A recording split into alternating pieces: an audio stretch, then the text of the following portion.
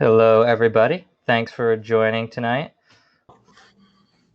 We'll get going in just another minute. Give a couple of seconds for some stragglers to get in.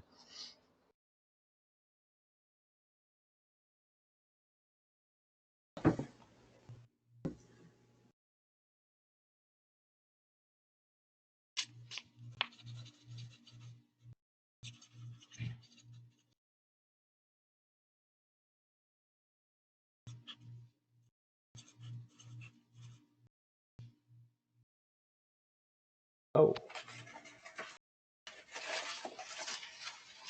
Now I do.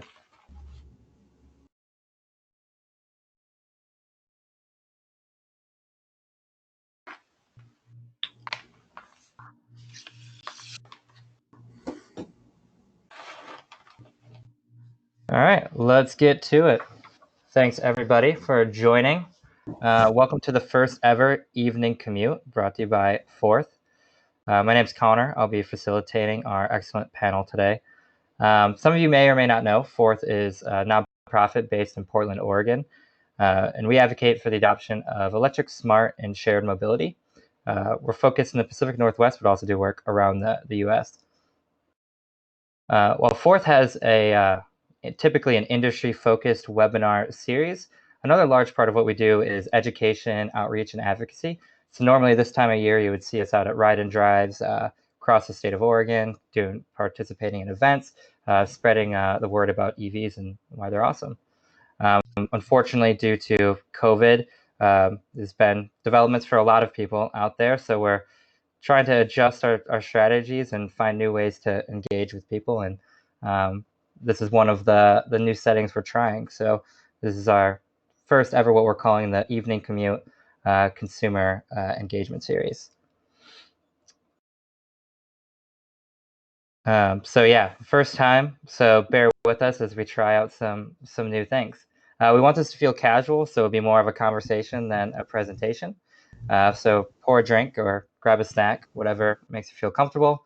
And then please use the attendee chat feature on the left hand of your screen to ask questions, because we have some really smart, knowledgeable people on the panel that would be happy to answer any questions you might have.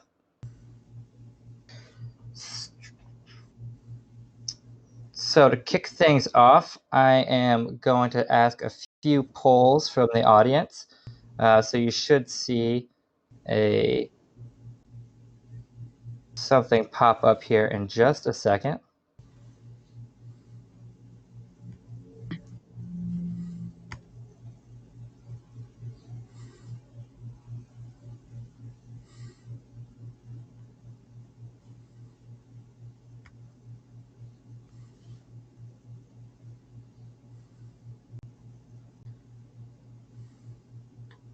It will look like we had about half and half, or just about, of current EV owners to non-EV owners. So that should be a nice mix of questions between folks. And then we had another question. Where did you want to pull that up?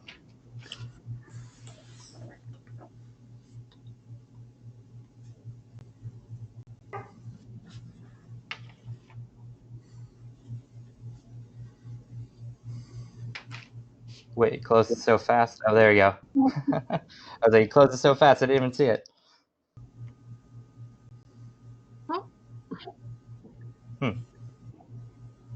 Oh, sorry, everybody. Technical difficulties. Here, I'll try pulling it up a bit.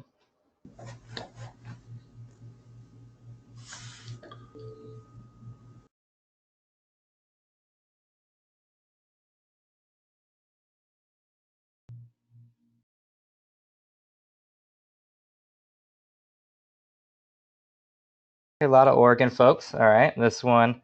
Don't worry, wait. I'll play the next one out. Awesome. All right, a lot of Oregon folks. A couple folks from other places as well.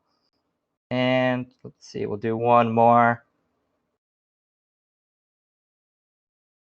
How do you feel about going to the gas station?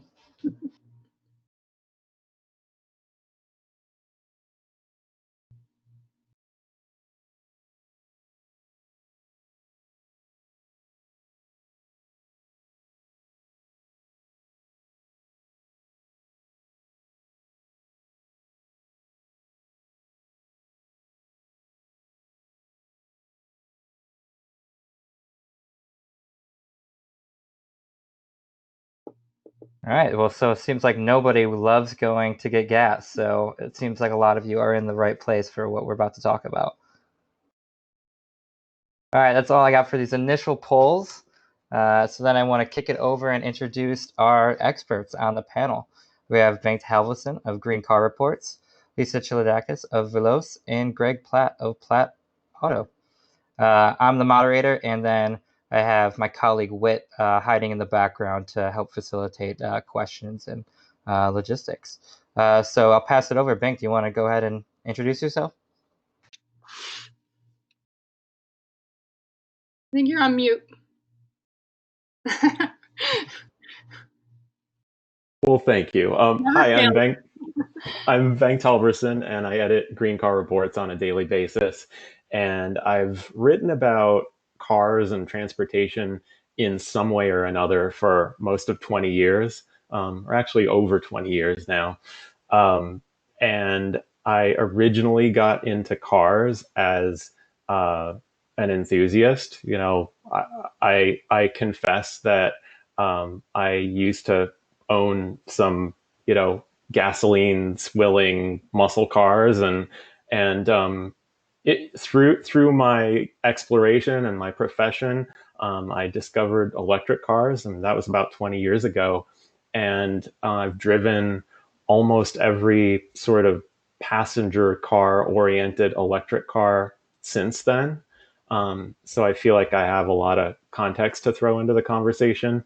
But otherwise, it's been fascinating to cover this on a daily basis, since the days that Tesla was just emerging and we felt like we were all on the same side and working toward a cause, to this landscape that we have right now, which is a little more polarized, and it doesn't feel like consumers are necessarily entering the market on the same footing. And some people see Tesla versus everyone else, and it's become a more segmented landscape.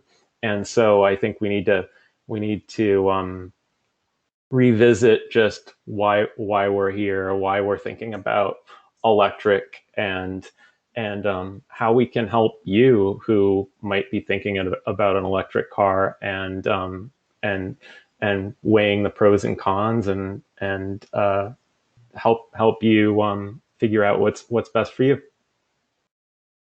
Lisa? Oh, thanks.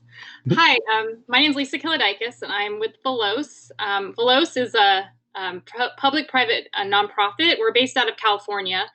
Our main focus is to really inspire Californians and to consider electric cars. There is a lack of awareness, but even folks that are aware of electric cars don't really consider them for their own driving needs. So Veloz's mission is to launch campaigns that really help inspire folks to consider an electric car for their own driving needs. So a little bit more about myself. I've been working in electric cars probably as long as Bengt has. I worked for the government, the California Air Resources Board, in electric cars back in the late 90s, when the first wave of, I shouldn't say wave, we don't like that word anymore, right? The first phase of electric cars came out and went away. And then I started working for Veloz around 2012. And I've been driving electric since 2011. I got my first Leaf a few months after those were launched. And I was so excited to actually drive a car that I'd been trying to sell or talk to people about for so many years. And I really at first didn't think I could afford an electric car. I paid off my minivan and had 2 kids. But when you really looked at the math and how much it costs for fuel, how much you save for fuel, the incentives, the benefits for, I had free parking, I just couldn't afford not to get an electric car. So I started driving electric in 2011, got another Leaf, got a Bolt, and now I have my 4th electric car that I finally purchased instead of leased. So I'm really excited to drive electric. We'll never go back to gas. I love not going to the gas station, having a full battery every morning when I wake up. So I love driving electric. So that's a little bit about me. So I will turn it over to Greg. To me. Thank you, Lisa. I'm Greg Platt. I own a little car dealership down in Milwaukee, Oregon. We specialize in electric cars for the last 7 or 8 years. Been a car dealer since the late 90s. My first exposure to electric cars was in high school in the late 80s, 90s. With PGE, they had an electric car racing competition that we did. That kind of got me interested back then. We basically just try to help people get into used electric cars. So that's our whole goal, is to sell used electric cars to people, talk them into it, and kind of turn them into evangelists and make happy drivers out of them. Great. Thank you, everybody. So yeah, thank you, Whit, for the message. If you have any questions, remember to put them in the attendee chat, and we'll get to those soon. So I wanted to try this game. We'll see how it goes. Do all of you have a piece of paper and a pen handy? Yep. Awesome. Okay. We'll see how it goes. All right. So this will be 4 questions that I would like you to write on this piece of paper, and then hold it. It'll be one word response, and then you can just hopefully put after the 4 questions, put the paper up to your camera. So the first question is, what vehicle type, if you were to choose one vehicle to be the vehicle you want to drive, what is the type? So sedan, SUV, or truck, what body type? So do we write the answer now? Yeah, so write the answer, and then if you can, put all of the answers kind of like right next to each other, and then we're going to hold up all of them in one shot on the screen. If you could choose only one, what would it be? Only one, so that meets most of your purposes. Okay, and then under that, what is the range you want this vehicle to have that you think meets your purposes? And then third question is, what feature can you not live without? So this could be a sunroof, all-wheel drive, leather seats, autopilot.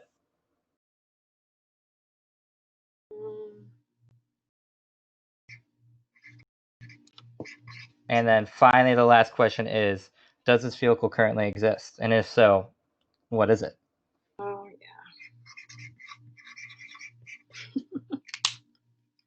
yeah. Okay. All right. So let's see. Let's try the reveal. Well, it's funny. All right. Let's see. Can you hold it any closer? There we go. All right. We got from Greg an SUV, 400 miles, fast charging, and yep, Model X. We got an SUV, 200 miles. Having trouble seeing the third one, Bengt, your adapted. Oh, sorry. Good sound. Good sound. Okay, there we go. Good sound system. And then yes, what vehicle is that? There are many. None of them I'm absolutely crazy about. But yes, it does exist. And then we have from Lisa an SUV, 200 miles, adaptive cruise control, and the Model X or Kia Niro. So yeah. Awesome. Even though I did just get a sedan Model 3, so I guess I couldn't get my dream car. But I did though. So your next dream car. Yeah, that's my next one. Cool. All right. Well, thanks for playing along, and let's kick it off into some questions. So, gonna softball toss this first question in, and the way I want this to go, if you want to answer some questions, I'll have pointed to a specific panelist, and then if you want to chime in, you can, and don't feel obliged to. So, the first question is, why should I care about EVs? Why should anyone care about EVs? Are they better than regular cars? And why should I not just get a traditional hybrid? Well, can I say something? Yeah. Traditional hybrid is kind of the worst, I think. You have a little bit of everything. Gas car, electric car, doesn't really have that good a fuel economy. So it's kind of in the gray area of life. I don't know if that kind of explains it, but I think that's why traditional hybrids, the sales have seen a softening. Yeah, I mean, I would just add that I think a lot of it depends on your own needs. So, what's your personal reason why? For me, it's definitely the environment is my reason why. But I also think electric cars are really fun to drive, and you save money. There's so many benefits that to me they are better than gas. But like traditional hybrids, they also, you still have to go to the gas station. You have a lot more moving parts, so they can, they're not as dependable and, reliable, and they have more maintenance than an electric car. And, they do, if you're thinking air quality, their engines do, deteriorate over time. So you have to, think about, long term. Electric cars are zero emissions, whereas traditional hybrids are basically a gas car just with, a little bit more efficiency. So I'd say go electric. The way I look at it, one really good reason to go electric, perhaps the best reason of all, is for your family. You're not producing tailpipe emissions in the direct vicinity of the people you love, and you're not endangering them with that pollution, no matter what, no matter how clean a car with an internal combustion engine is. You're producing pollution. With an electric car, you're either using renewable energy or you're moving that energy upstream to power plants that are probably almost certainly producing less overall emissions than the vehicle that's in the driveway. So that's just the environmental angle. I could go on and on probably. Yep. But definitely, I mean, electric it works for a lot of people, especially with these higher range cars. But if you're somebody who you're an ultra commuter in the days of commuting, or you have a job or a lifestyle that a single car family, maybe a plug-in hybrid is a better second choice than a traditional hybrid. So it just really depends on your needs as well. And kind of moving off of that, we already got a question about how do you feel about plug-in hybrids compared to EVs or traditional hybrids. Any opinions on the board about that?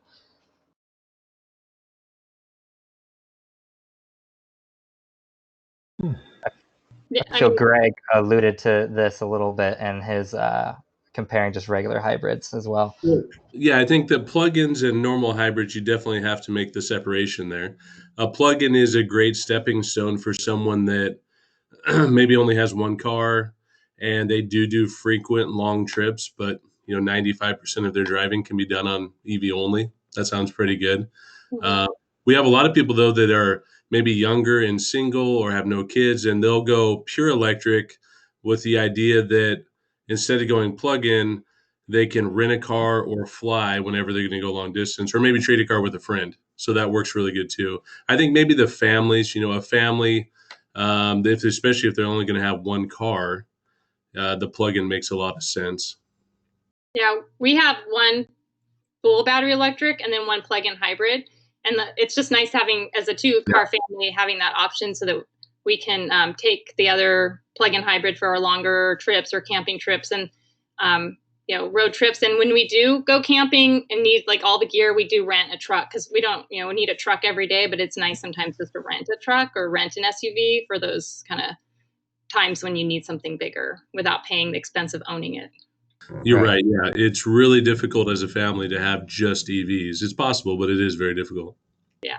It's nice. The thing to keep in mind about plug-in hybrids is that there are a lot of plug-in hybrids on the market that are muddled, would probably be the best word for it. There are vehicles that have that plug-in hybrid badge, and you assume that they have some significant electric only range, or you assume that they can drive like an electric car. And once you have them out, you realize, oh, it's just a narrow mode and it's just for really 9 real world miles. And it's only when the weather's not too cold. And they're giving the whole class of vehicle a bad name, because there are some really good plug-in hybrids out there that can behave like an electric car a good chunk of the time, and then have that be free of worries on the weekends to be searching for chargers on your way to the hiking trail or whatnot. And so I'm a fan of the plug-in hybrids that offer a significant amount of range where you can complete your daily commute. You can more than that on electric mode. But there are very few of those vehicles. The RAV4 Prime that's coming soon is one of those where you should be able to get actually more than the typical daily commute. And the Volt, that was a great vehicle, but it no longer exists. Well, thanks for the great comments, everybody. We already have some cool various questions coming in from the chat. So I'll start chiming with a few of these. Bengt, this might be a question for you since you have followed the kind of the industry perspective, but when will we see Volkswagen sell EVs in the US? I speak with Volkswagen of America every week or two, and they're still maintaining that they will have at least at least some cars delivered by the end of this calendar year. And so I would just say, don't give up. I know they've had some high profile hiccups this year that, the labor due to COVID-19 and also issues with software in the ID3. I've been assured that ID4, which we're going to get, is a different issue. It's a different situation, and it's coming through a different development stream. And so I'm still expecting it by the end of the year. And we'll see what happens when they plan to sell so many vehicles over the next decade. The it's not so much how the flow starts, but it's how their rollout of the vehicles is handled when they do arrive, and what if they're still continuing that effort and actually moving a lot of vehicles in 2 years from now. Great, thanks. Here's a question I had, and we'll jump back into the attendee questions. How do you expect the new vehicle market to develop in general over the next 2 years? Any big trends? And then I would also like to hear that, Greg, your thoughts on the used market. What do you think is going to be the movement in that market? Well, I can just start, but I think there's going to be, a trend towards the electric trucks. I mean, we just keep hearing a lot about Ford F-150 and Rivian and some other new and existing players coming into the truck market. So I think that'll meet a really big need that's out there. And it's exciting because I think it's happening a lot sooner than anyone thought, especially with Tesla and their Cybertruck. I think that really helped also spur the market. But I think there's exciting things in the truck market. I mean, I think also with COVID-19, there's a little bit of unknown about supply and things like that. But it's, we hear different predictions, and the one I like to follow is the prediction that demand is still there, and the sales will end up in 2020 as good, if not higher, for electric cars in this year compared to last year. And so I hope that's truly the case, so that things keep moving along. So I just think more makes and models are coming this year, and especially now in 2021. So I think that's just exciting. Thank you. Me about used cars? Yeah, sure. I would say, I think that we're going to have general softening in the car sales altogether. I think that we're already seeing that. Used cars, I think there'll be increased demand, and with the limited supply availability of used electrics, we'll see. I think we'll see the prices remain stable. We're seeing more and more exporting of used EVs outside the United States, so I think that'll also continue to hold the market value up a little bit.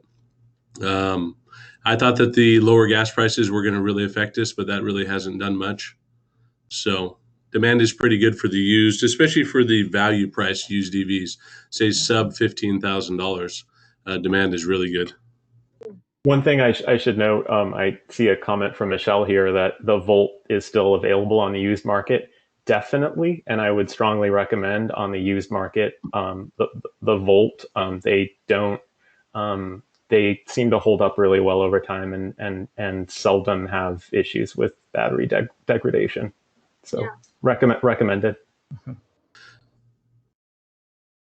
Yeah, the Great. Volt uses very little of its actual battery capacity, so you do see very little degradation. And we've seen as soon as they stopped selling the new Volts, all the last generation Volts have really jumped up in price on the used market, at least. Awesome. Thank you, guys. So we had a couple questions about charging infrastructure. So two different questions here. One is kind of asking about the comparison of like the US versus Europe, like Germany or China. Any comparison that you all know about what the infrastructure networks and availability are like there and where the US stands in that?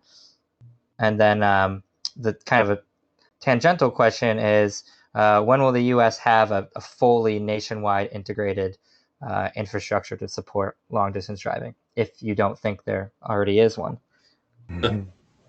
Well, I could chime in on that. Well, actually, you, Lisa, you'd be a great. Sorry. Well, no, I mean, I just have a few tidbits. I mean, I can't really compare US to China or Europe, so maybe someone else can do that. I know well, I mean, I think there is Electrify America is working on some networks that are going to run, from California to New York and down to Florida. So I think there's some networks in the works there. The supercharger network from Tesla is very robust, but I know that there's a lot of desire to get that kind of robust network with the other makes and models. So I think it's in the works, and there's a lot of thought about standardizing the DC fast charging at some point, which I think would help people a lot because that could be confusing. So Bengt probably has more detailed numbers than I have. I don't know. I don't remember the numbers offhand, but we're making a lot of good progress. I think it was just today that Electrify America announced that they finally opened all the stations along their coast to coast route, which was sort of modeled to be, the stations were modeled to be at least 150 kilowatts. So fast charging, and at least, or in the vicinity of 70 miles apart. So that's something good, but it's only one route, and they have a second route coming in September, I think. And then they're using several of the other charging companies. You can piece together a coast-to-coast route, but it's, as we know, we've been there, it's a little shaky. There's nothing like supercharger out there. Electrify America is the closest thing. And so otherwise, where are we with respect to Europe and China? Europe and China, just last year, we were close until maybe the beginning of 2019. And then in 2019, Europe just went into overdrive. A lot of incentives from the EU came into play. A lot of European automakers really finally got into gear. And Europe just pulled way ahead of us in infrastructure. And that was just basically a year and a half ago. China also is way ahead of us in infrastructure, it would be fair to say, but their chargers themselves, they maybe aren't ahead by much when it comes to fast charging and ultra fast charging. It's just that they have so many chargers out there installed that in a neighborhood basis, in a residential basis and workplace basis, they can support electric cars that need to be plugged in overnight or all day. So we've fallen behind. I think there was a study released like last month from Wood Mackenzie that said essentially that the U.S. would start catching up later in the decade based on the investments that they compiled from companies, but we wouldn't really catch up in charging infrastructure until 2030. Wow. Wow. I know one big barrier is just in California, it's the permitting of charging, especially the DC fast charging. It's just a real challenge that we're all trying to address and standardize and get the permitters more on board with the rules and laws that are already on the books to help expedite that.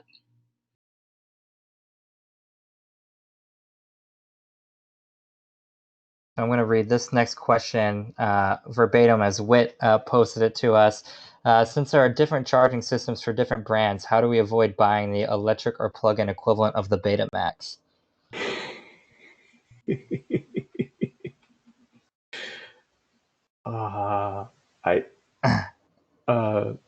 Lisa, Any thoughts? I mean, I think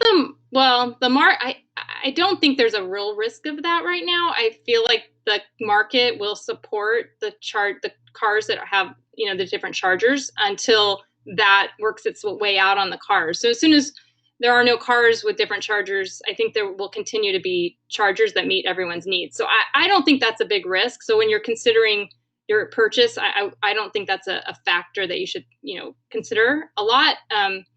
Because I think there will always be chargers to support your car. I mean, at some point, it may be less chargers because they might go in one direction, but and what direction that would be I could guess maybe the combo, but I think that's a low risk right now when you're considering a car, but I could be wrong. Bengt, if you have any or I was just gonna say I'm assuming you mean fast charge connector, but if you're talking about like a wall box that you buy for your car or with your car, what people in the industry call EVSE, and people get glassy eyed as soon as they hear that term, but that's what you'll see it called sometimes. Those are basically just serving up the AC power that you already have coming into your house and into your box, and that connector, the J1772 connector, should work with virtually every car. There are some variances in the plugs and a little other weirdness once in a while where a wall box won't work with a certain car. But generally speaking, you can get anything you want and it'll work. The only issue I've noticed from time to time is some of the very smart wall boxes. I like testing the built-in charge timing features in my electric car or in the app that comes with an electric car. And some of the smart wall boxes, it's a little bit like that, like the old VCR programming. Like there are multiple things conflicting with each other, and it can be hard to overcome. So I can see the side between. I can see that I have both a smart wall box, a juice nut box, and a dumb wall box, a Clipper Creek. The dumb one, it ends up being the charger that I use most of the time. But if I really need to like play with or meter a car, I'll use the smart one. So basically anything goes. Fast charge standards, if that's what you meant, yeah, it's going to be shaking out for a long time. The CHAdeMO vehicles, Nissan has remained committed to CHAdeMO, and until Nissan pulls out, we're going to see CHAdeMO hardware. CHAdeMO hardware is still being expanded nationally, and we're running into some issues with maintenance and support for some of the oldest, like West Coast electric highway chargers, and some of the chargers that were installed in 2011 and 2012. But generally speaking, any of the three fast charge standards that you see in new vehicles are going to be supported for a long time. Thanks, everybody. And Luella, I see you had a kind of a follow-up there. Yeah, in Eastern Oregon, it's definitely the somewhat wild east out there a little bit for charging stations. So I know companies like Electrify America they're building their stations with both CHAdeMO and CCS ready to go. So I think a lot of companies are going that way to support both technologies. And unfortunately, there just hasn't been a lot of investment in non-dense areas where Tesla has kind of got in there a little bit more than others. So places or organizations like Forth, we're working with utilities and cities and companies and trying to see what we can do to get more charging out in these less populated areas as well. So time will tell, but working that way.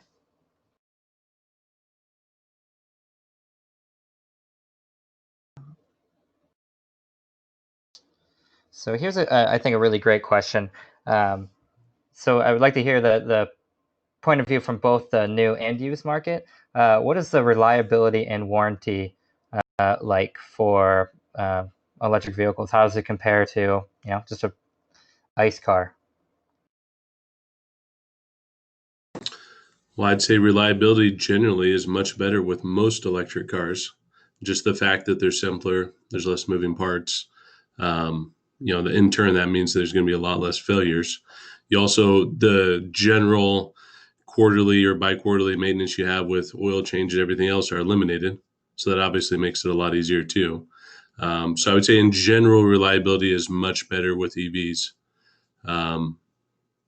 It depends on the car, I guess, but there's some EVs that are a little bit more challenging. Yeah, I would just agree with that. All the electric cars I've had, I've barely had to do any service. I mean, I have to go in and get tires rotated and maybe some fluids filled up, but it's like maintenance is so much cheaper and easier with an electric car. It's one of the big benefits of driving electric for sure. Yeah. Now that doesn't go to say that they're not. I guess it really depends on the car. Some certain cars are very, very expensive to maintain. Tesla and the Chevy Bolt can really scare you a little bit with repairs, but in general, they're pretty low maintenance. Yeah, my Bolt never had service, and my Tesla so far not so much, but yeah, I think they have very strong warranties, like 80,000 mile 3-year warranties on the batteries. So I think the batteries have very strong warranties, so you're safe. Especially if you a lot of most people lease electric cars because of the fact that I leased 3 cars before I bought one just to see what was new, what's coming out, and so I never went over my warranty with my leases, and so I think you're pretty safe, and they have robust warranties. Yeah, the warranties are very, very good, especially on the batteries for most cars. They're pretty significant, even though it's very rare to see battery problems on any of the modern electric cars. And how does that carry over to the used market if you're getting into like a 5 or 6-year-old vehicle? Yeah. Greg, have you seen anything like that? Well, yeah, you're going to have the factory new warranties on the car, so it's going to continue. So the remainder of the 8-year warranties, most EVs have 8 or 10-year battery warranties with some sort of capacity limit, usually 70%, sometimes 60%. Usually you're going to have some sort of powertrain warranty that's up to about 5 years on most EVs too. But and now there's the opportunity to, we've been working with the company in California to create an extended warranty just for EVs. So now there is the potential to extend the bumper-to-bumper, the drivetrain, and even the battery capacity warranty up to 150,000 miles. So the industry is kind of moving along a little bit as far as warranty coverage goes.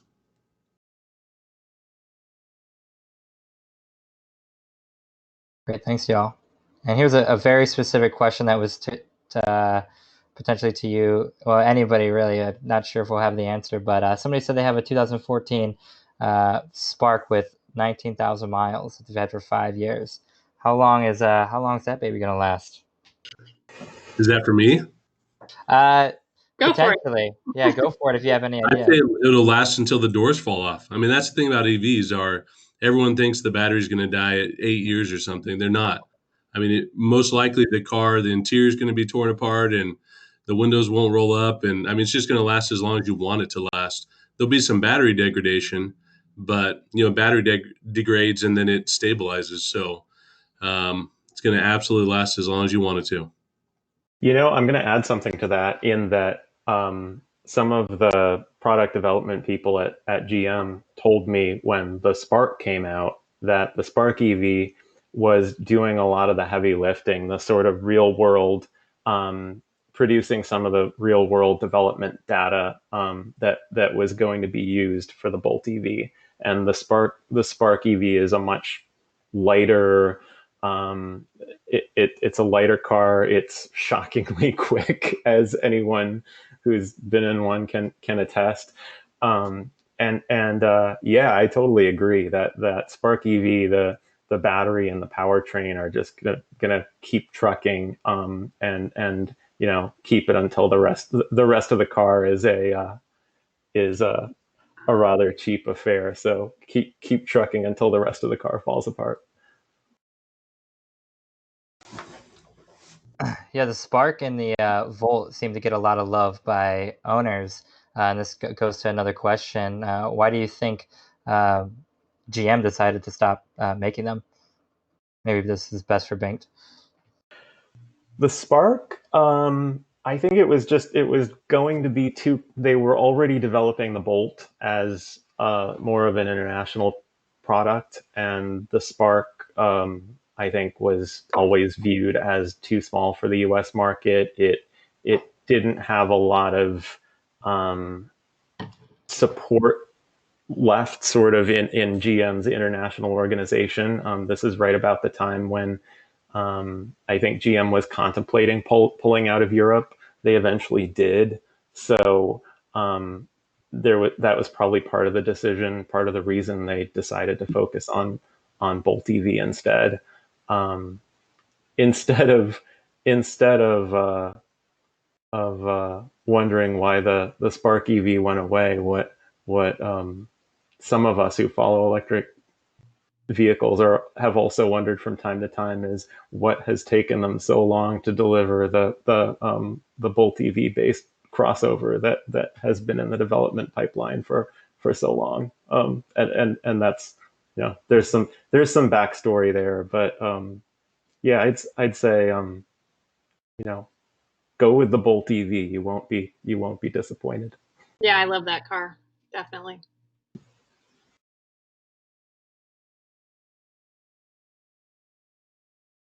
We can't hear you, Connor. I accidentally muted myself. That's Thank okay. you. Here's a more technical question. Somebody asked, could you speak to the CHAdeMO V2G vehicle to grid tech versus what CCS and Tesla has or might have? Not sure if our panelists have any knowledge of that. Sorry. No, I was just going to say I can give kind of a cursory outline of. I mean, CCS or CHAdeMO has been ready for V2G and for V2 home applications since the start. Basically, within a year or two after the standard was first delivered, it was baked in. It's a lot like the way that Apple baked features into its interfaces, earlier, like a decade ago. The CCS is a lot more complicated.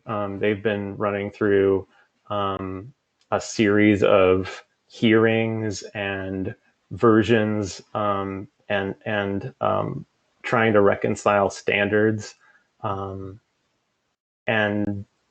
they have set those standards, but they're still in the process of making it so, essentially.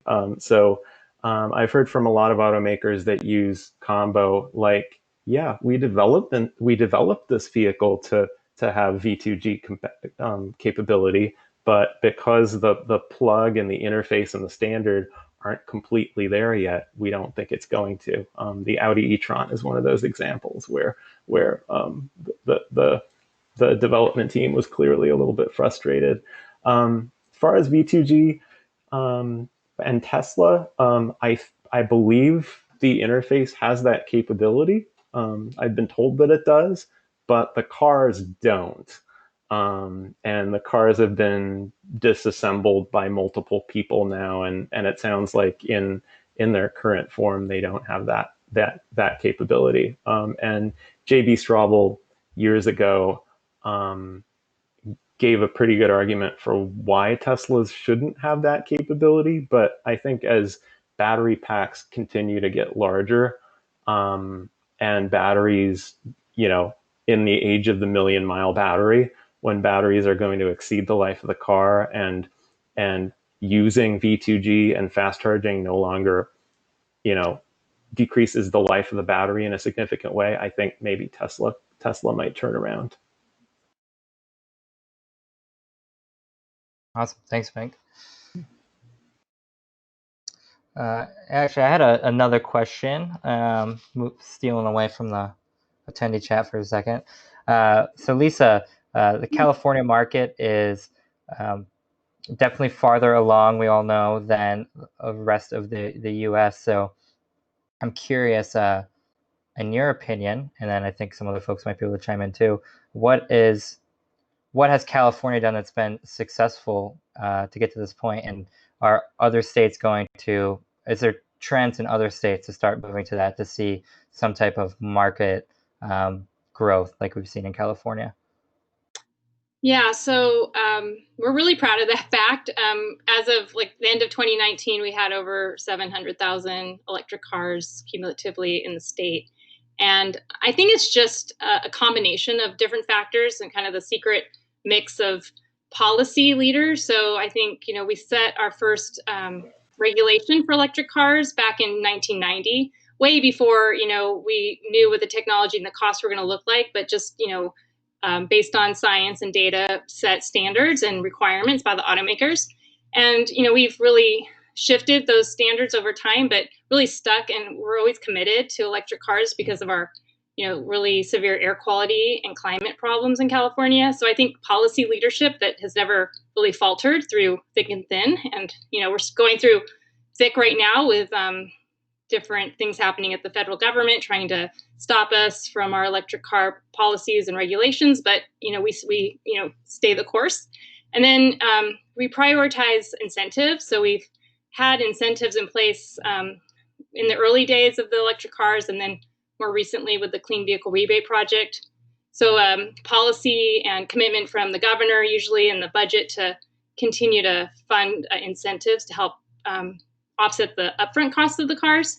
And then I think we like to think, California, they're innovative. We've got climate, we've got terrain, we've got consumers that are open to new technology and like to embrace new technology. So I think it's a combination of factors. And I think we want to replicate that. We want to see, we know California can't do this alone. So we want every state in the country to embrace electric cars. We know we have a lot of support, a lot of ZEV states that have our regulations, and different states have different climates and different situations and policies and incentives. But we see the market growing in other states, and we just really in California support that just because it's going to take every state and the whole country to move this market forward. Great, thank you. Here's a kind of a fun question that's been, electric trucks have been teased for a while now, at least sometime the last couple of years. Does anyone have any inside scoop on when we'll actually see an electric truck on the market? And what truck do you think that might be?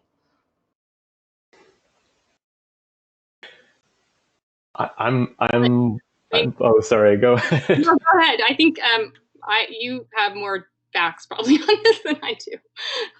I'm snickering a little bit because there are so many companies that claim that they will come to market with an electric truck in 2021. And so after this wait, there's suddenly going to be just this pile of them arriving. What I predict is, several of them will be delayed to 2022. As far as dates that they actually claim, the one that seems the most ambitious is Lordstown, which is the one that's operating out of a former GM factory in Ohio. They claim that they will make deliveries of their trucks starting very late this year, early next year.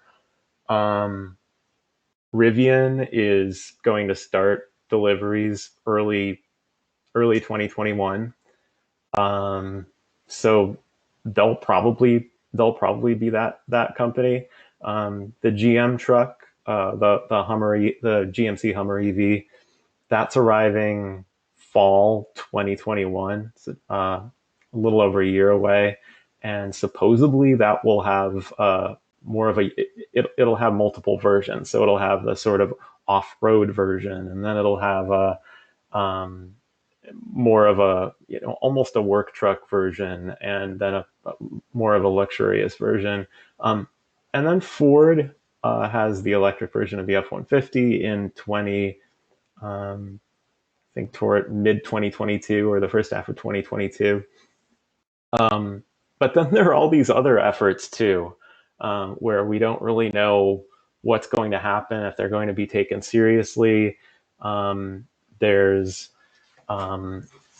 there are smaller companies like Atlas and Neuron, and there's Nikola, which claims that they'll have a part hydrogen fuel cell, part electric truck on the market in, I think, 2022 is what they're claiming now. So there are a lot of other efforts that might have electric trucks out there in 2 years' time, but I feel like we should be taking bets now on which one arrives first, because I really don't know. For truck lovers, it's about time. Yeah, been culminating for a while, so we'll see if 2021 is actually the year that it happens.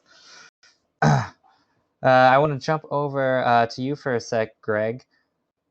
Okay. I'm curious, what do you think the best vehicle is that you can buy on the used market, and is that in line with the kind of vehicle that you happen to sell the most, or consumers ask about the most?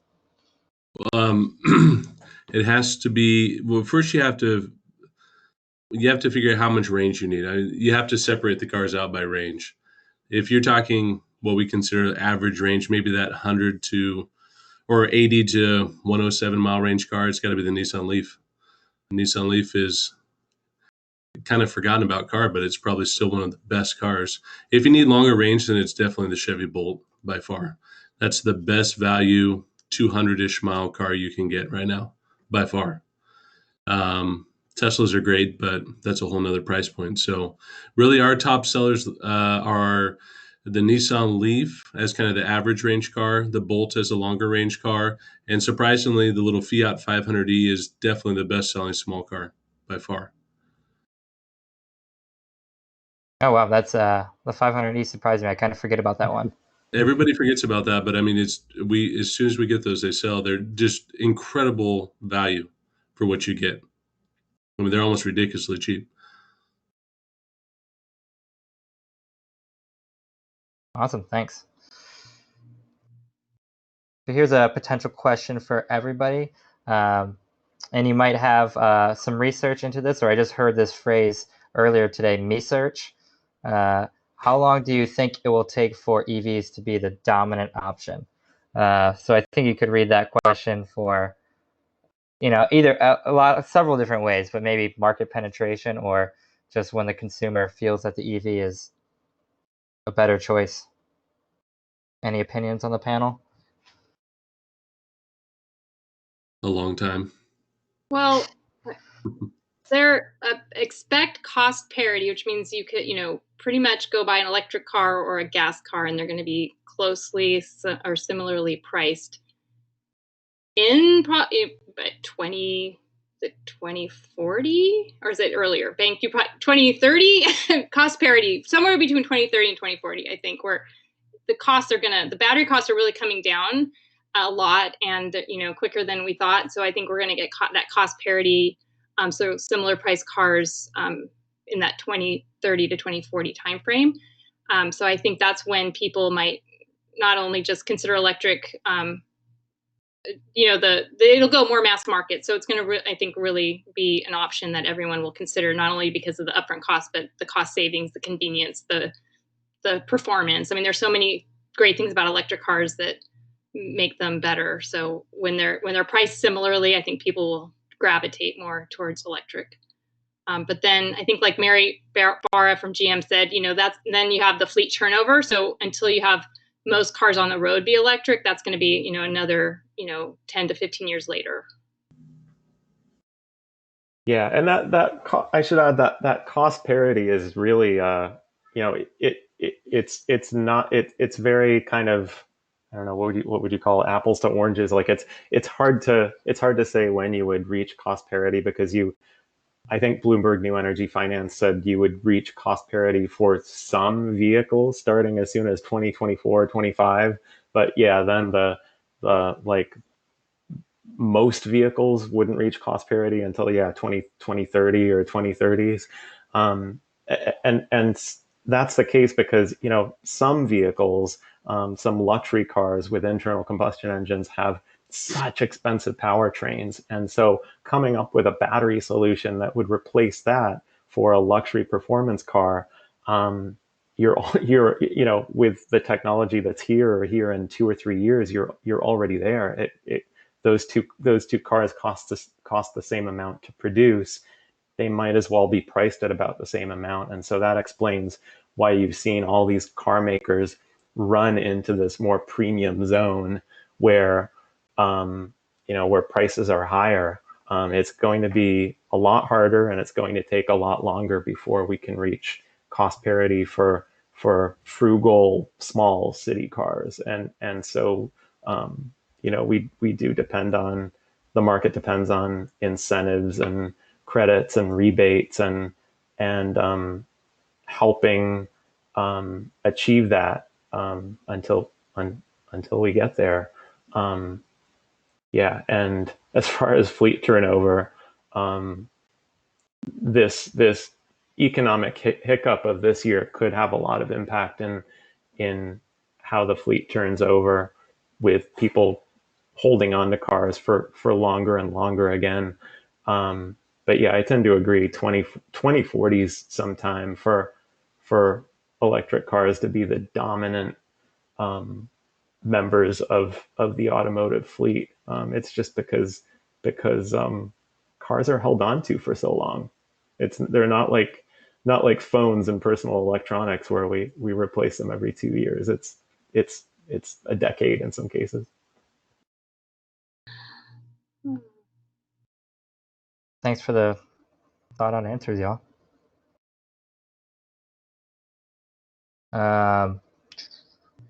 Going lots of great questions. So thanks everybody for being patient. This kind of actually bounced back to my previous question a little bit, whoever wants to jump in. Why is the Tesla Model 3 price not coming down compared to the prices we see on some other used vehicles on the market?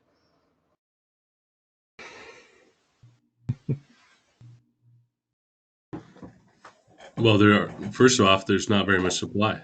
I mean, where do the used Model 3s come from?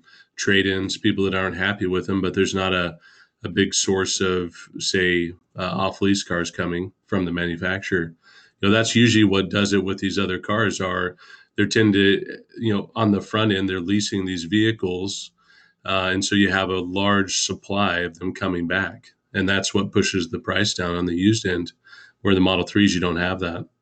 Plus, Model 3 is pretty cheap to begin with, new. So, how cheap should a Model 3 be used to make it make sense? $25,000. If it was $25,000, everybody would buy one instantly. So, it's supply and demand. And that's a good question. I don't know. Yeah, I would just just from my personal experience, with buying a new car, so not used, I was surprised because when my Bolt lease was up, I didn't really consider a Model 3 because I just thought it was going to be too much money. But when I compared all the over 200-mile electric cars, the Bolt, the Model 3, the Kia Niro, and the other Hyundai one, Kona, it's just, they weren't that difference in price. Maybe the Model 3 was a couple thousand more. So it's just interesting. You really need to kind of let go of your preconceived notions of what these cars cost when you're doing your comparisons, and just really do look at all the costs, and because we got the cheapest Model 3, the lowest range, which is 220 miles, which is fine, but it really wasn't much more than those other cars. I love all those cars, so I'm not trying to sell you on anything, but I'm just trying to tell you it's good just to look at and not just consider one more expensive than the other, just to look at all your options and test drive them all, of course. Yeah, it's really hard to compete with a Model 3 because you get the charging infrastructure. I mean, there's kind of Tesla and then there's everybody else. These other cars are really just becoming around town cars. And I think that's why you see the price pushed down so low on them. The Model S's have depreciated heavily, and they're becoming quite inexpensive relatively. So, surprisingly. Greg, I tend to agree that the supercharger network has a lot of value there. I think when you start breaking it down, one of the big, being part of the club is one of the reasons why Tesla cars don't depreciate quite as quickly. You feel like you're part of an ecosystem, you're part of a team or a club, and so many other automakers could do a better job at that, because it's really not very hard. It just means communicating with your drivers and supporting them and letting them know that you're going to be supporting that car for a long time, and you want it to keep becoming a better car, which sort of leads to the second point, which is, I think, a lot of value, resale value in Teslas is rooted in the upgradability, in that you see Teslas that are what are the oldest Model S's? 2011, Yeah, 7.5 years old, 8 years old maybe, and they're still getting updates, right? Somewhat regular updates, and they're becoming better cars still. And it's just this foreign concept to the rest of the auto industry. But this idea that your car is going to keep getting the new operating system update, it's going to keep getting new features, even if they might be silly Easter eggs. It's like it takes a lot of that. Well, I'm still driving last year's car, or I have to settle for this outdated thing. It takes that out of the equation. And why it has taken so many other automakers, 8 years to catch up with this idea of over-the-air updates. It's been a little bit frustrating to watch, but I think as soon as other automakers start offering over-the-air updates, and the Ford Mach-E is going to be probably the first one to actually do it, we'll see if that resale value equation changes. The problem with the over-the-air updates is it damages the sales model for service for dealerships. That's the number one pushback. What's the best thing about a recall is that someone has to go into a service department and spend money. So, dealerships don't want to see over-the-air updates. That's bad news for them. One thing I think that's interesting, you can see the difference. To me, the Tesla supercharger network is everything. If you take, for example, the recent Audi e-tron, the new e-tron, not the AE3 e-tron, you can see on the used market how cheap they are. Well, not cheap, relatively cheap, but a lot of early e-trons are worth half of what they were worth new. That never happens with Tesla. And to me, it's because an e-tron is as nice of a Tesla as a Tesla and is capable, but you can't go anywhere in it. It's an around town car. So, you can go places with it. I say that jokingly, but it's a lot harder than a Tesla. And that's why e-trons are extremely difficult to sell. Interesting. Thanks, everybody. That was a really high quality conversation. Let's go back to an earlier question we didn't get to yet, somewhat related to Tesla, but this question goes, when will full autopilot in Tesla be available, and also market?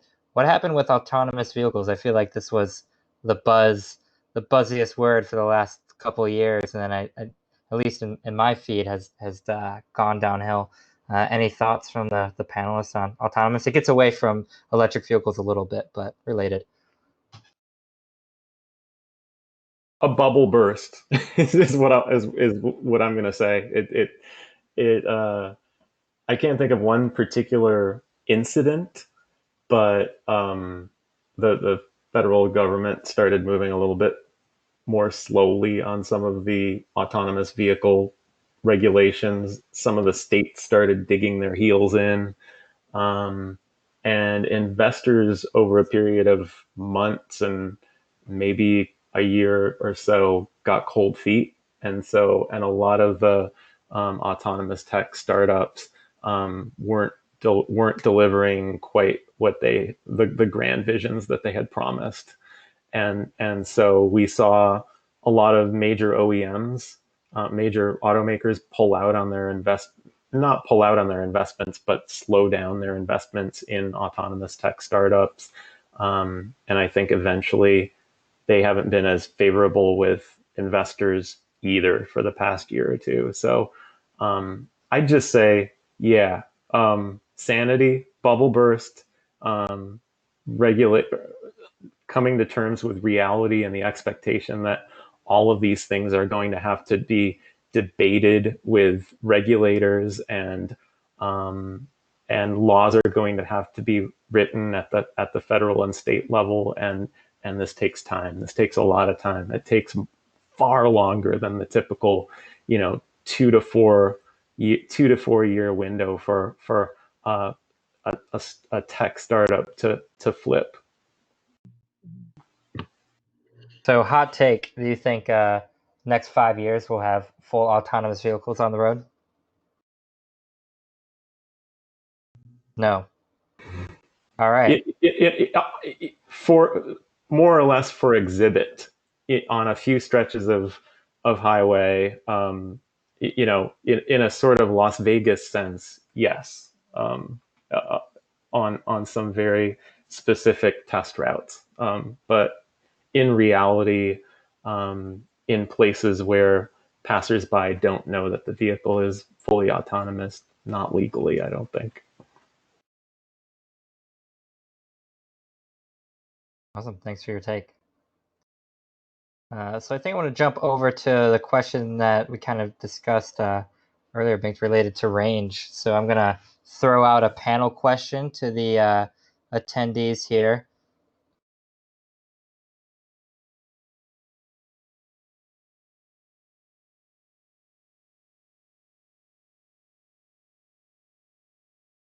If I can find it.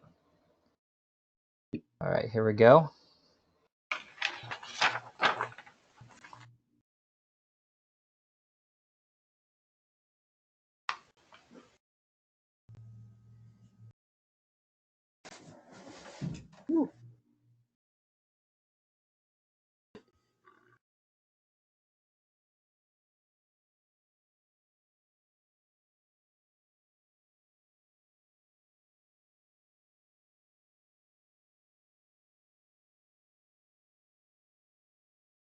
And to provide some context while we wait, a reason I thought this question was particularly interesting is that we've spent a few makers out there, Volkswagen with their bus and Tesla with their Cybertruck, and even the Mach-E, I think originally was claiming some pretty high 400 or 500 mile range. So I'm curious to get some thoughts from the panel, and Bengt, you kind of planted this in my head, so maybe you want to start it off on, how much range is enough range? What should people be looking for? Yeah, this has been a piece in gestation for a few weeks, and with some battery news, some news that the battery industry is starting to feel the effects of the economic times, and analysts even aren't quite sure whether this is a good thing or a bad thing for batteries. And there's been this obsession in the electric vehicle business with packing more and more range into vehicles and bigger batteries. And it's, the movie Super Size Me comes, pops into my head, and I'm wondering, like, is this, given that Europeans are totally fine with 150-mile range, is this an American thing? Is this becoming like opting for the big gas guzzling V8 when you really don't need it? It's starting to feel like that, where We're seeing the Cybertruck advertised with like a version with a 500-mile range. Can you imagine, as heavy as the Cybertruck is, what size battery that's going to come with to yield that 500-mile range in real world conditions? Rivian is planning to put a 180 kilowatt hour pack in its trucks. If it's sold like other luxury cars are, they'll sell a lot in top spec trim right off the bat. So those trucks are all going to go out probably with that huge pack. There are a lot of, and then GM in the GMC Hummer EV and some of their luxury EVs coming up. They have a 200 kilowatt hour pack that as the battery technology flips in another 3 or 4 years, their battery chief expects to be able to produce 600 miles from that pack. What shocked me when I was speaking with him a month or two ago was he went right to the 600-mile range, and he didn't go right to that will allow us to cut the number of cells in our pack in half and have a better carbon footprint and have, lower our dependence on rare earth metals and labor and shipping these cells, across the continent. And so, yeah, it's time to discuss and to remember that when we opt for this huge battery, that it's if we buy EVs to be environmentally responsible, it definitely increases the footprint of the EV if we don't need it. And with really fast charging coming into play now, and that charging not necessarily increasing our carbon footprint, it kind of makes sense and is the more responsible thing to do to take a look, maybe not at our 95th percentile use case or our 99th, but to go for what range is good enough most of the time. And then I can use all the fast charging that's coming into play, the rest of the time, hopefully. Yeah, I totally agree. I think, personally for me, I think that for me, 200 miles is great because I can go to soccer tournaments and kind of go in a round trip without public charging. But yeah, I do think people do. A friend of mine from Honda said, people get the car that's for their most extreme case, right? When the time they have their in-laws in town and their cousins, and they want to tow their truck. But yeah, you really need to think about your everyday needs, and we don't need 400 and 500 mile range every day, and you can figure out with fast charging how to accommodate those needs when they rarely occur.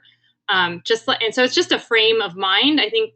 So I think that's one thing with education, awareness, a perception, like just changing your point of view and your frame of mind. Just like with public charging, I mean, I think I've seen some comments, yes, 90%, 80%, probably more is home charging. I mean, we have this public network. It's really important. I think people who aren't drivers feel like that makes them more comfortable going into electric. But once you go electric and you have a home charger, you really I rarely, even with this great network, supercharger network, I don't use it.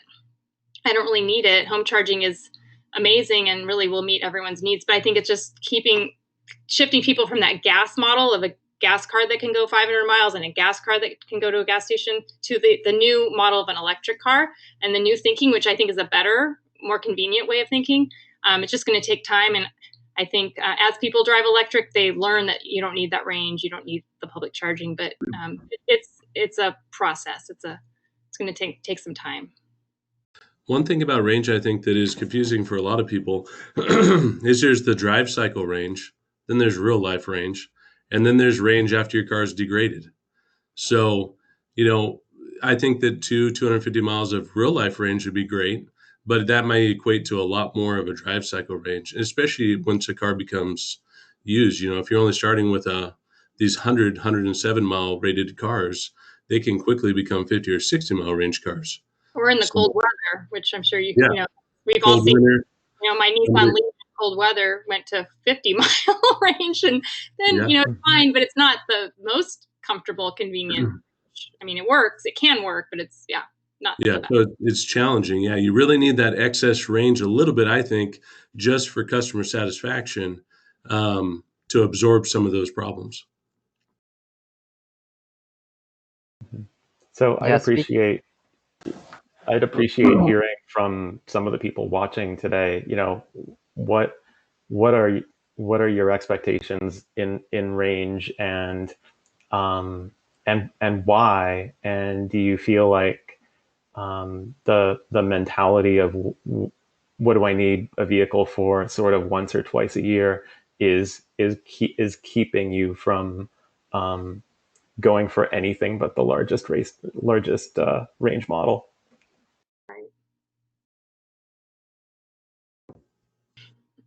And are you interested for folks to kind of email you their experience? Oh yeah, or participate in what usually ends up being the comments and lively discussion at Green Car Reports. Mm-hmm.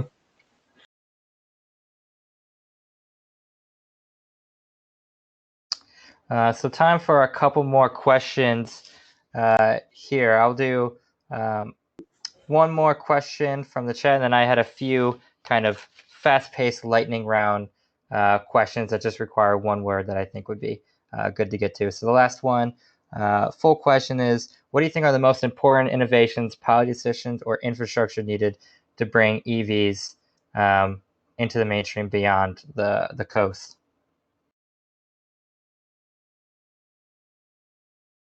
Big question. Everybody's trying to figure that one out. Well, simple answer: more infrastructure. Sorry, go ahead. Yeah, no, I mean, I think we talk about just lower upfront costs, like lower battery costs and lower upfront costs. Yeah, anything that can help replicate the gas car experience that people are so used to. So a nice solid range to begin with, ultra charging to get my charging down maybe under 10 minutes. That's what the average person wants. They want to replicate what they're already doing. And if they can do it with electric, that's great. Great, thank you. All right, so moving in as we close up shop here. Thank you both or all so much for participating. So I'm calling this the lightning round. I'm gonna have like 5 questions that basically only need one word, and hopefully you don't have to think about it too hard. You're just gonna be basically picking out a car from your knowledge. So see the best way to do this. Well, the order on my screen is Lisa, Greg, and Bengt. So maybe we'll just do that order for you to say your one word response. So, Okay. What is the best EV for a big family that likes to travel?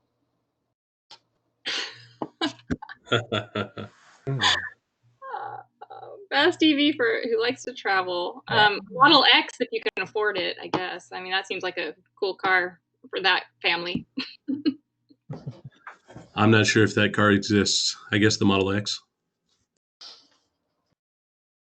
Bengt, any thought? I'm gonna be an outsider here and say e-tron, because I think that most of the places where a family trips, you're typically not just trying to go the most miles that you can. You're usually taking your time a little bit more, and you're going to be able to find a combo Lisa, you're going to be able to find a combo plug along the way, if you plan your trip a little bit. And I think the e-tron is it's quieter than the Model X inside. It rides better. It feels like a luxury car. I don't know.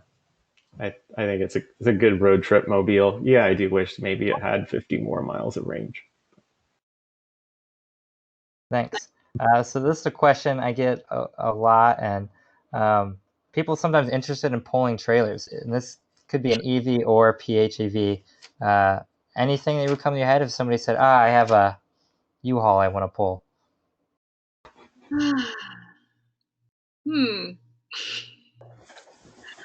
I don't know. I'm sorry. I don't pull trailers lately. So anyone? Well, nothing's really that rated except for some Tesla models, but we've had customers with every car tow every size trailer. Nissan Leafs towing 4,000-pound trailers. I mean, I've seen everything. So anything is capable. It might not be legal or recommended, Or but under I've seen the craziest things being towed. I will say that quite a few electric vehicles are good for towing. So it depends. Like my follow-up question would be, yeah, well, how far and how fast do you expect to actually get to your location while you're towing? The To mention the e-tron again, like Audi was brave enough to, what did they do? They towed. Oh yeah, I think they tried to get GM to tow the old EV1 to fully charged live, but then Audi stepped up and said, "We'll do it," and they monitored their range, and I think pulling was it like a 5,000-pound trailer? The e-trons rated for something 5 or 6,000 pound range. Their range was effectively cut in half. So they were getting 120 miles out of each charge essentially. And I think towing with the Model X is about the same. Let's hope that when Rivian arrives, they're really planning on towing and towing capability. So maybe they'll do a little bit better. It's physics, and you're not just throwing out waste heat and waste energy that you that's wasted otherwise. With big internal combustion engine vehicles, it doesn't detract from efficiency quite as much. And certainly you have that huge tank to make up for it. Awesome, thank you. All right, we'll do two more of this style. I'm not very good at this, so. There's no wrong answers. That's the best part. What is the best EV for the local urbanite? This is the person that never leaves the city, just wants to buzz around town, find great parking. Any opinions on that?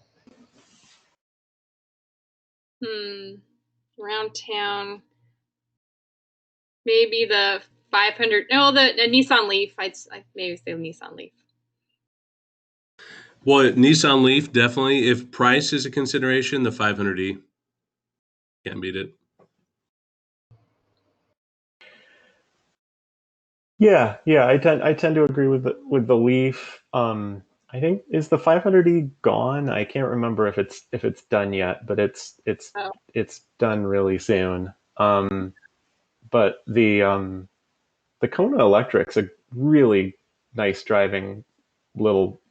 It's really a car, not an SUV, and it has good outward visibility. It has way more range than you would need in a city vehicle, but it drives really nice in city conditions. Yeah. Awesome, thank you. And our behind the scenes colleague Whit said the i3 because it's smaller than the Leaf and bigger than the 500e. So. But also, I mean, you can get used ones and maybe a few new ones left, but unfortunately, they're not making those anymore either. All right, last question I have for this round. What do you think is the most exciting upcoming mass production vehicle that will be available in the US? Well, I don't want to keep on the Tesla thing, but I did see some Model Ys. I don't know if that counts, but that's a really nice looking little car that I just missed by a couple months, and it is more expensive than the Model 3, but it's nice. So we'll see. Well, I'd say if you're talking about a car that is actually going to be produced in numbers, most likely it's got to be the Cybertruck. I mean, that thing is out of this world. Tesla's actually going to produce it. There's a lot of other cool cars, but I'm not sure if they're ever going to show up. So I go Cybertruck. Yeah, and I would say for vehicles that haven't come out yet and are expected, like the one that Cybertruck would possibly be my answer. To throw another one in. It would be the Volkswagen Bus, the ID Buzz. I have heard that the design hasn't changed that much. I'm really eager to see what it's going to look like in its production form, and it could be something like the Cybertruck, where we all take a look at it and go, "Whoa, what is that? Is are they serious?" And then we start liking it. Awesome. Awesome. Thank you, everybody. That's it, I think, for the questions. We're getting close to 7:30, solid 90 minutes of conversation. Sorry, folks, if we didn't, there's a couple questions we didn't quite get to. But I will have last slide. Feel free to email me. Please visit the websites of these folks and show them some support. And then I'll also plug that we have 3 more of these evening commutes scheduled, July 8th, July 22nd, and August 5th.